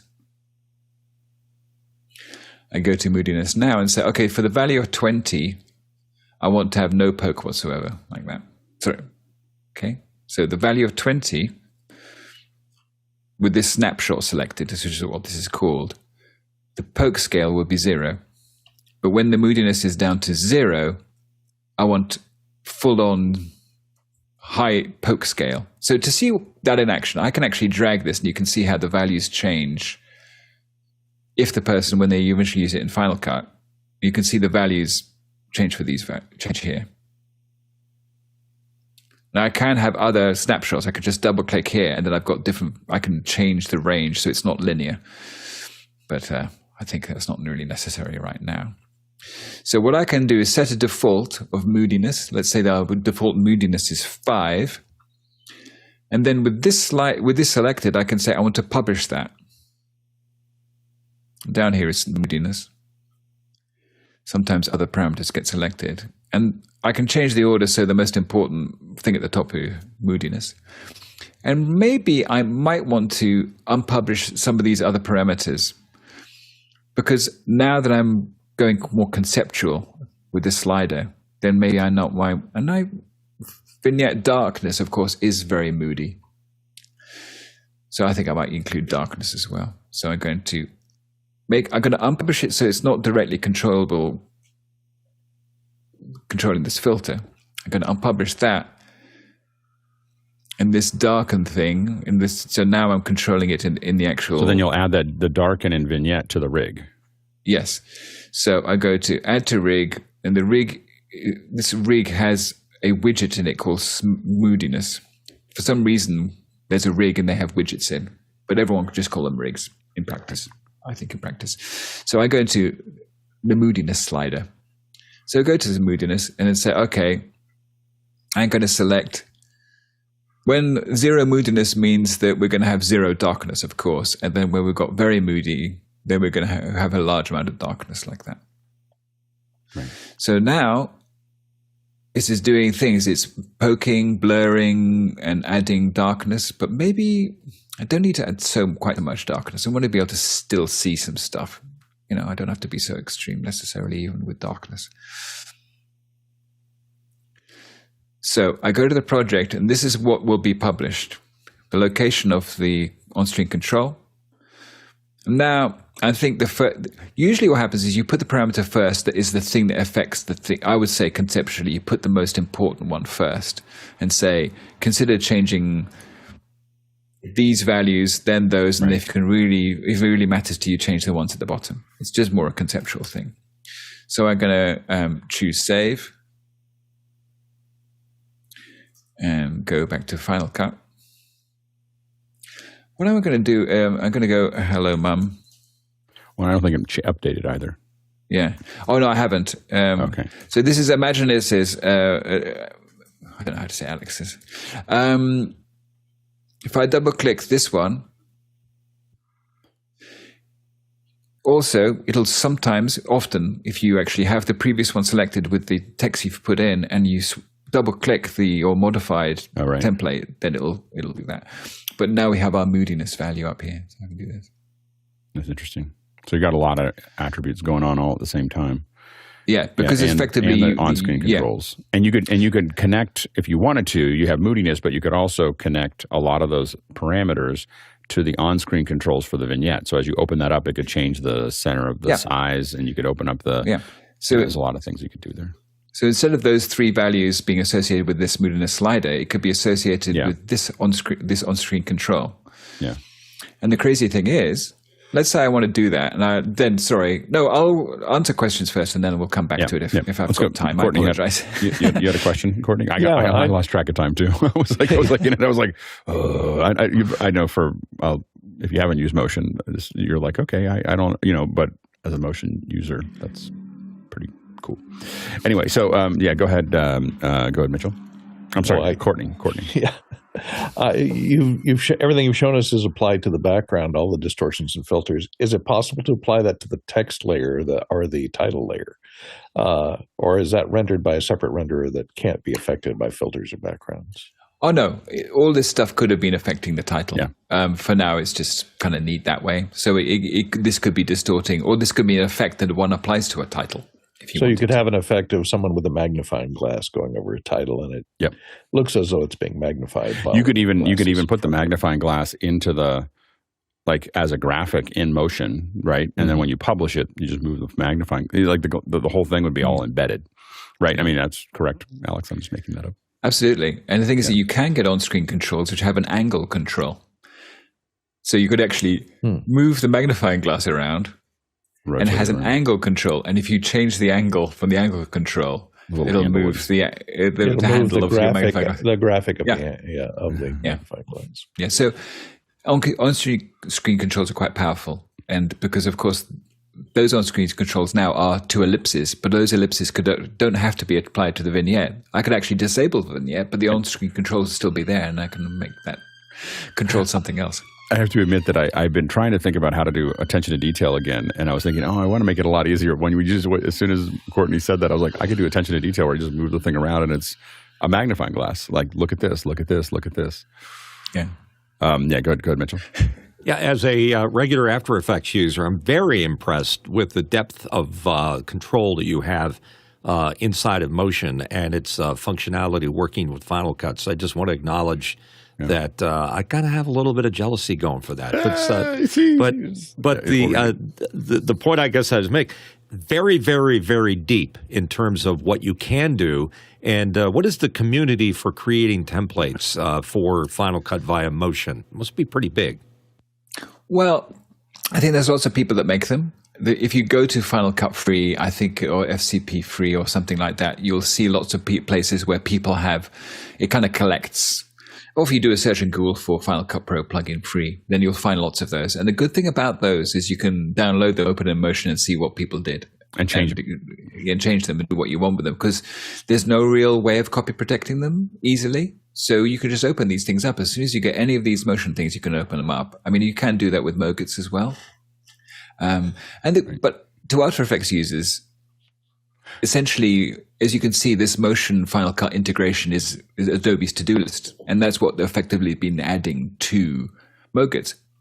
Totally fine. Yeah. And I hope that to-do list goes the other way, because what you can't do, just so you know, just to be fair, is you can't work with text. You can't add one bit of text to another piece of text and combine text in fields, which I find very useful, but I can't do it really in Motion. But I can do it in After Effects, just to be fair. Next question. Next question coming in from Douglas Carmichael. As an audio person, I'm very impressed by Motion's effect building features. or publishing parameters, for example, would there be an equivalent visual DSP plugin building tool in the audio world? You're good? So, I mean, just for full disclosure, motion doesn't work with the audio. In other words, no, it doesn't. He's just trying to think, is there something like Yeah. that? I don't know, but there should be. I mean, that would be an incredible tool. I mean, I don't know. It'd be really interesting to have something that would allow you to have, like, let's say, what I'd really like to have is nodes of processing, and then save that as a VST would be. If that's not available, it should be. You go to Courtney. there are. Can you? Funny thing. Oh, sorry. Go ahead. Go ahead, Alex. I was just wondering if like in Resolve, I don't know if you can do this in Final Cut, but can you keyframe audio effects? Like bring in a filter at a certain point, keyframe, or adjust the depth of a filter or frequency response or echo or whatever you want to bring in, and keyframe it across the timeline. Well, in some of the parameters you can, because if they appear with keyframe markers next to them in the inspector, then you can keyframe them, and you can do a reasonable amount in audio. Although I haven't really played with it. The frustrating thing is that inside Final Cut, they actually create combinations of audio effects using an XML language that's been around for more than 10 years. And you just go, there's some XML files with combining these effects together. That's there. And you just think, is there an authoring tool that Apple used to make these XML files that do things like create interesting combinations but give them straightforward names like Cathedral as opposed to, Reverb and whatever? But we don't have that tool yet. Next question. Mickey Macachor from Manila, Philippines. Can you show us one of your production-ready graphic elements or templates and walk us through the reasoning and psychology behind how you design them to build in and build out? Yeah, I mean, I'm going to have to go to my Final Cut and see what I've got of my own stuff that I've got installed, actually. So let's see. I'm just going to have to explore with you as I do it. So here I am I got a thing called Alex4D. Some of these things, that was for the BBC, in which I could get a video clip and put a border around it. 90-minute countdown clock. So this is actually what are called generators, which are just things for creating content in motion and to use in... but I don't think I've got much there. So I think I'm just going to talk about Alex4D, but blurred glass. All right, okay. So this is available in Alex4D free. And what happens is you have your text. I'm going to get rid of all this stuff. Let's see, I can't really remember what this does, but it looks like it has an on-screen control. That's good news. So that's what it does. I think I kind of did this when I saw I think it must be iOS 7 coming along, blurring and making color glass out of everything. Right. Alex4D blurred glass. So the published parameters are edge distance from bottom. So it looks like we can actually do it from the left. There you go, top. So what these are, this widget is a menu that's controlling lots of other parameters. So just to remind myself how I did it, because I made this like 10 years ago. So I just remember trying to find out what the features are of this thing. And I can control the brightness and the blur behind this blurred color glass, but I can control the color of the text. So let's make it that. Show edge control. Okay, so this control, looks like I locked it so it doesn't go left and right, but it does. It's controlling this value of whatever edge distance is. So I gave it a name of edge distance. So it's obviously a distance from the edge. So edge distance Wi-Fi. Oh, okay. So I have to kind of come up with names for these parameters and then come up with straightforward names for the pop-ups, if you see what I mean. I've got 8 minutes left, so maybe I don't have time to go into too much detail on this. But let's explore it just a little longer, and then I'll just open up the file and see if I can point out various things. As you can see, animate's on. I do probably want to animate from the bottom, given the fact that this is my type is. But where is this type? If I select it, I can move it around. So this is where an on-screen control does not conflict with another on-screen control, which is quite handy. So let's say I do actually want it at the top. And I select this setting here, and I want this from the top. like that. So, and I can choose to. Now notice that this showing edge control on or off, that doesn't change. In other words, it only happens when I then select the title again, then I can't see the edge control. That sometimes helps for when I'm doing this kind of thing, and the text has to be, I don't want the on-screen control to mess with this text box. Because now if I do this, there's a problem with there can be problems. So I think I'm trying to work my way around that. So anyway, what does this look like? Now quickly, sorry, I'm running out of time, I apologize. So Alex 4D blurred glass, reveal in Finder. And what these are, just so you know, is an XML file and a picture. That's all they are. They're very simple, but they're special folders that appear in your user folder, movies, motion templates, titles. So I open this up in Motion, and here it is. I'm going to turn on the project pane, and let's see what I did. For some reason, I had the audio. I have this. If I control this, yeah, I'm going to make this fit here. Fit. So I've got a group called background. And also I can control the animation time. Now, if you notice this, I've got this duration is only 4 seconds long, but there's a marker here, as we did last time, a built-in optional marker. And here, if I go back to, I can turn on how long this animation takes. So if I go, that's quite slow. Say I want it to be quicker, or even quicker. Looks like I can't reduce this value. It looks like I controlled it so that I couldn't make it any faster than that. But this is actually obviously a rigged slider. Rig. This is a widget that controls the direction of the mask rotation.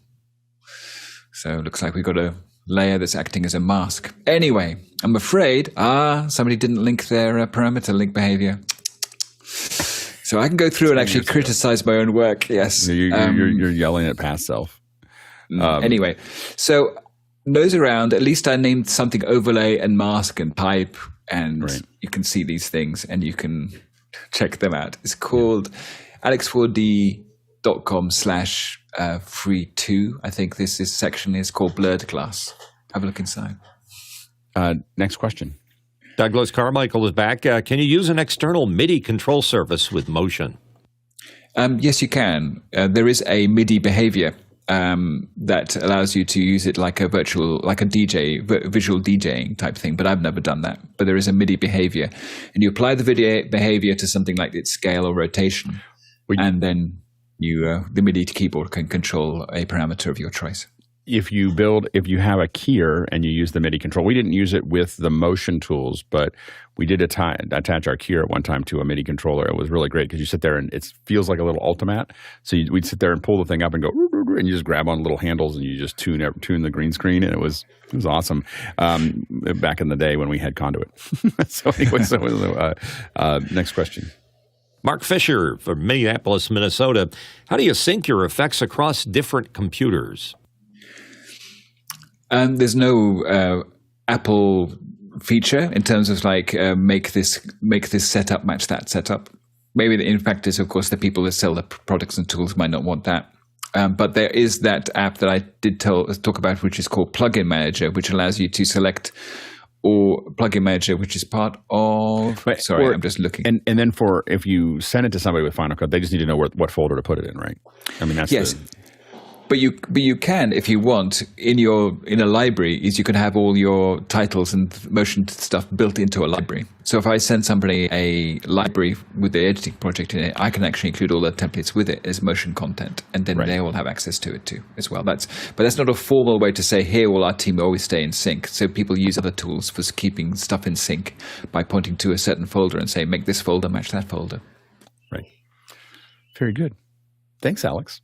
Thanks for a great second hour. That's and I think that we gave you kind of a crash course on it. I think I'm going to try to drag Alex into doing some more labs, maybe either in after hours or even just one of the things I'm thinking about for next year is some stuff that may not be inside of office hours, but for the handful of folks that want to do it, we do a lab, but we, instead of being the lab that's in after hours, Alex and I get on, we just go back and forth and we actually capture and put it on the, you know, if you want to watch it live, you can watch us talk about it live. You can ask questions just for folks who are interested in motion, and then we publish it so that people can see it. And so you get to be part of the Q&A, but you also get to be part of that. And we might experiment with that a little bit if Alex is interested.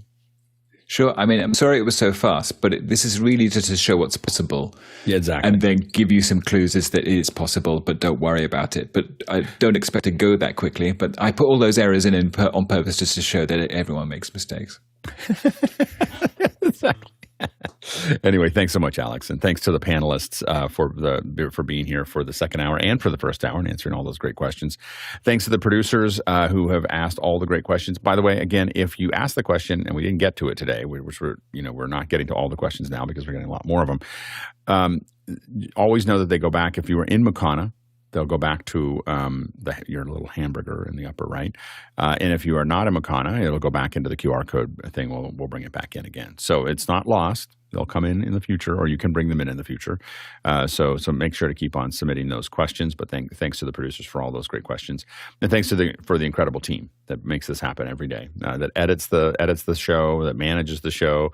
We had a lot of chaos this morning. The team was super like, okay, now we're going to handle this, and we just had fun with it, and we had an on-time start. So and that's really when you see the quality of a production team, is when there's a lot of things going on that aren't working, and it still starts on time. Like we have enough safety in there, and the way that the panelists work and the way that team works is just really amazing. And incredible development team that continually patches all these things and makes all this stuff work. So thanks to everyone for their contribution. We traveled 59,000 miles today, 94,000 kilometers, and that is 467 million bananas for scale. Let's jump into after hours. It's funny now. I actually think of the scale of how many people ask questions in millions of bananas. Like I'm like, oh, we had a lot of bananas today. Like I don't look at the miles and the kilometers as much anymore. I'm like, we had a lot of bananas. Like sometimes I'm like, oh, there's some days where like, we had over 1 billion bananas. So, Alex, can you show your Papa Snurf video still? I can't switch to it because I'm in a different. I went into ISO to get rid of the. Somehow it made me feel really good that you got caught up in the whole mess yourself. It was our responsibility. It was our job to go where no one has gone before and turn into a Smurf. I'm more interested in the fact that I didn't have any problems with it. I think it was very Smurfy. Mr. OBS there. There we go. By the way, there's a show workshop today. If you want to join us at 12 Pacific, 3 Eastern, and we'll give you a chance to piddle around